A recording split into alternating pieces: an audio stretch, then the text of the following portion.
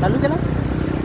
ही आमच्या समोर जी इलेक्ट्रॉनिक बस चालू झाली आहे नागपुरात, आणि त्याचा ड्रायव्हर आणि हे सगळे यंग मुलं आहेत आणि गाडी बघा कसे चालवतात. यांचं रश ड्राईव्ह म्हणणार नाही का याला.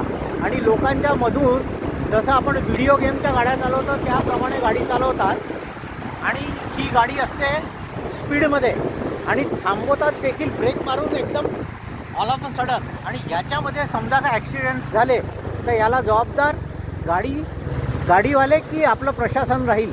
आणि याचं कंपन्सेशन कोण देईल. तुम्ही बघा, मी याच्या मागे गाडी लावली आहे, त्याचं चालवण्याची पद्धत बघा. हा रोड खराब आहे तरी याच्यामध्ये स्पीडमध्ये काढतो आहे.